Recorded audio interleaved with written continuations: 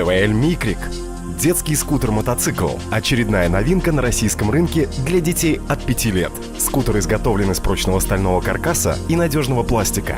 Оснащен мощным двигателем, ручка газа справа, механическим барабанным тормозом, ручка слева, современным контроллером. Аккумулятор заряжается 6-8 часов. На полном заряде преодолевает расстояние до 8 километров. Удобное сиденье, эргономичные ручки и подножки для ног обеспечивают комфортное передвижение, а дополнительные маленькие колеса, которые при желании снимаются, помогут держать равновесие. Его собственный вес составляет 21 килограмм. Выдерживает нагрузку до 42 килограммов. Имеется опорная подножка.